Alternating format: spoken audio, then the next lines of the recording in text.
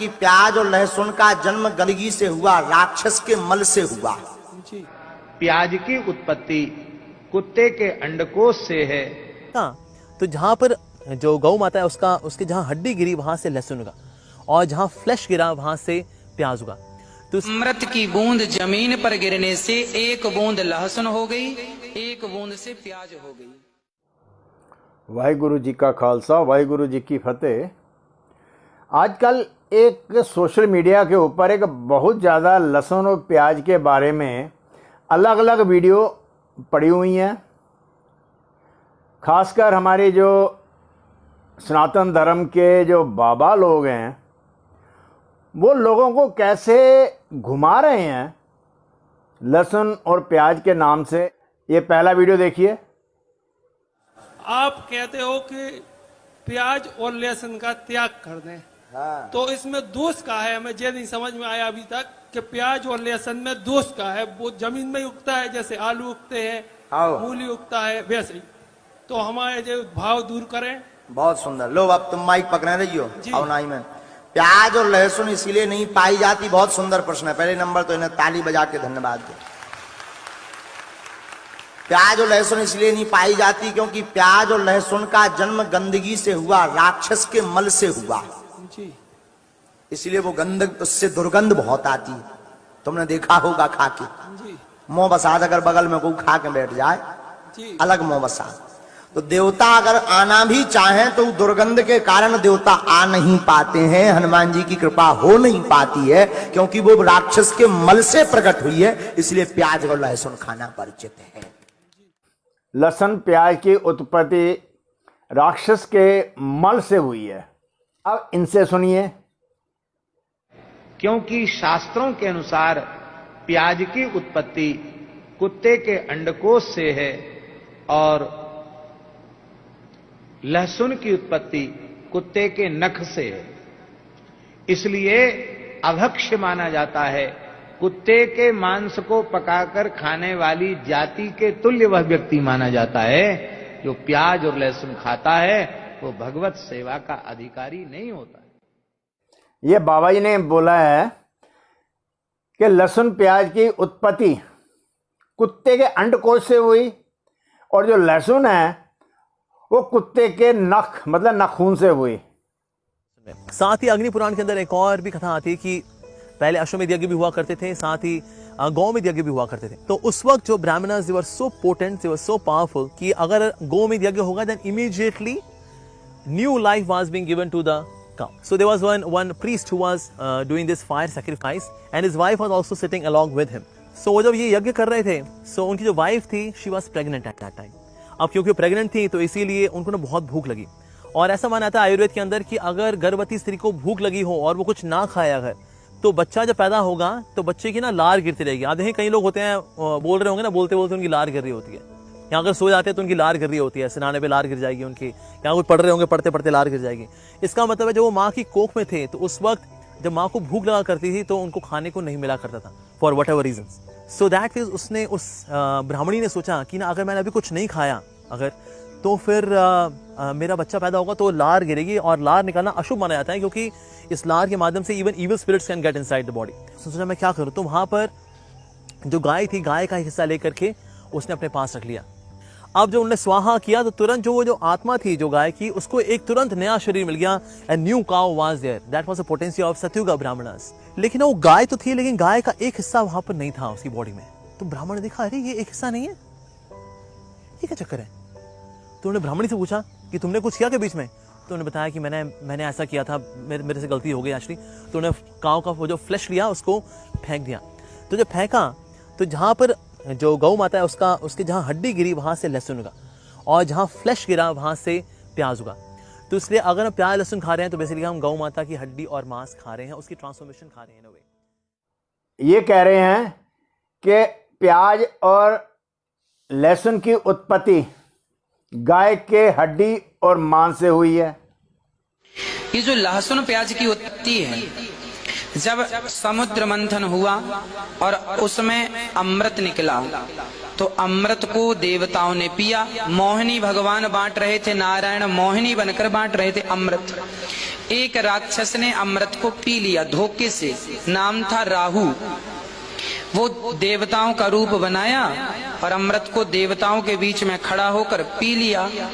अब जब भगवान को पता चला कि इसने अमृत पिया, तो तुरंत उसने अमृत पिया था कि कुछ बूंद अंदर गई, कुछ 2 बूंद उसके मुंह पे थी, और भगवान ने सुदर्शन से उसका सिर काट दिया। तो उसके गले से होती हुई वो बूंद जो पेट में जाने वाली थी, क्योंकि गला कट जाने से पेट में इतनी स्पीड से भगवान ने सिर काट दिया कि पेट में ना जाकर वो अमृत की 2 बूंद जमीन पर गिर गई। अमृत की बूंद जमीन पर गिरने से 1 बूंद लहसुन हो गई, 1 बूंद से प्याज हो गई। क्या? लहसुन प्याज। हाँ, अब उत्तर सुनो।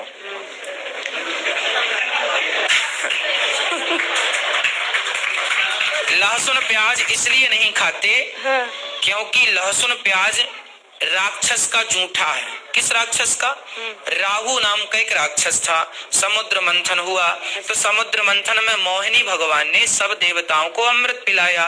तो देवताओं के बीच में एक राहु नाम का दैत्य चंद्रमा और सूर्य के बीच में जाकर देवता बनकर खड़ा हो गया। तो मोहिनी भगवान ने तो सबको अमृत पंक्ति बद्ध पिलाया, तो राहु नाम के दैत्य ने भी वह अमृत धोखे से पी लिया। और जैसे ही पिया तो सूर्य चंद्रमा ने कह दिया ये तो राक्षस है। तुरंत भगवान ने सुदर्शन से सिर काटा। इतनी तेजी से सब हुआ कि राहु ने मुंह पे भरा अमृत, कुछ तो अंदर लिया, कुछ भरा ही रहा, स्वाद ले रहा था उसका मजे से, तभी भगवान ने सिर काट दिया। और सिर काटा तो वो जो अमृत था, अब पेट तो अलग हो गया, धड़ तो अलग हो गया, तो अमृत उसके मुंह से टपकता हुआ जमीन में 2 बूंद गिर पड़ी। तो 1 बूंद बन गई लहसुन, 1 बूंद बन गई प्याज। क्योंकि लहसुन प्याज आयुर्वेद में अमृत का स्थान रखता है, आज भी सच्ची है ये। लहसुन प्याज को किसकी उपाधि दी गई है? अमृत। और वास्तव के में आयुर्वेद में लहसुन प्याज अमृत है। रामायण के अंदर एक लीला आती है, समुद्र मंथन की लीला। अब समुद्र मंथन की जो लीला हुई, तो आप सब जानते हैं कि समुद्र मंथन हुआ तो उसमें से कई चीजें निकली, तो उसमें से अमृत भी निकला। अमृत निकला तो भगवान विष्णु, जो कि मोहिनी मूर्ति के रूप में वहां पर उपस्थित थे, उन्होंने देवी देवताओं को अमृत पिलाना शुरू किया। अब जब वो अमृत पिला रहे थे, तो राहु ने देखा, अरे ये तो मोहिनी मूर्ति तो विष्णु ही है। तो वो चुपके से जा करके रूप बदल करके उसके जाके बैठ गया। तो सूर्य और चंद्र ने देख लिया, कहते अरे ये तो राक्षस है, ये तो राहु केतु। अरे तो बता दिया भगवान को, भगवान आप जिसको पिला रहे ना अमृत, वो असल में वो राक्षस है जो यहाँ के मिला हुआ है। पर अभी उसका अमृत अभी अंदर यहाँ तक गया ही था। भगवान ने तुरंत सुदर्शन चक्र निकाला और उसका गला काट दिया। जब उसका गला कटा तो जहां पर हड्डी गिरी वहां से लहसुन उगा, और जहां मांसपेशियां गिरी वहां से प्याज उगा। तो इस प्रकार से प्याज और लहसुन की उत्पत्ति जो है वो एक राक्षस से हुई है। लेकिन क्योंकि अमृत के टच में आ करके हुआ ऐसा, इसीलिए कुछ हेल्थ बेनिफिट्स भी मिलते हैं उसके अंदर। लेकिन क्योंकि है तो वो राक्षस का खून, राक्षस की हड्डी, तो इसीलिए उसके अंदर तामसिक क्वालिटीज भी होती हैं। और ये वाले बाबा जी कह रहे हैं कि समुद्र मंथन से जब अमृत निकला, मोहिनी ने अमृत देवताओं को पिलाया, तो उसमें एक राहु नाम का राक्षस देवता की सूरत बना के बैठ गया। उसने अमृत चखा और उसकी भगवान विष्णु ने सुदर्शन चक्र से गर्दन काट दी। और वो अमृत कहाँ गिरा वो आपने सुन लिया। अब आपने बहुत सारे बाबा लोगों को सुना है कि सब ने लहसुन प्याज को कंडेम्ड किया है, मतलब उसको मना कर रहे हैं, उसका तिरस्कार कर रहे हैं। अब इनसे एक सवाल है बाबा जी से, बाबा जी एक बात बताइए, आप किन शास्त्रों की बात करके उनका हवाला दे के ये बातें बता रहे हैं? अगर तो शास्त्रों के मुताबिक लहसुन प्याज की उत्पत्ति एक तरह से होनी चाहिए, कोई शास्त्र कह रहा है अंडकोश से हुई, कोई शास्त्र कह रहा है कि राक्षस की गंदगी से हुई, कोई शास्त्र कह रहा है कि गाय की हड्डी और मांस से हुई। राहु की गर्दन काटने के बाद जो जमीन पे अमृत और उसका खून गिरा, उससे इसकी उत्पत्ति हुई। आपने तो इंसान को बिल्कुल गोल गोल घुमा के रख दिया है। अब हमें ये कैसे पता चले कि आप बाबाओं में से कौन सा बाबा सही बता रहा है? कुछ तो प्रमाण दीजिए आप। अब मेरे कुछ सवाल हैं, ये आप मुझे बताने का कष्ट कीजिए, हमारी संगत को भी और हर बंदे को पता होना चाहिए कि ये समुद्र मंथन हुआ कहाँ था और राहु की गर्दन कहाँ पे काटी गई थी। जब इन्होंने एक बात और बोली है, राहु ने अमृत पिया तो उसके अगल बगल बैठे हुए थे सूर्य और चंद्रमा। तो आप एक छोटी सी हमारी शंका दूर कीजिए कि सूरज ने सबको जला नहीं दिया।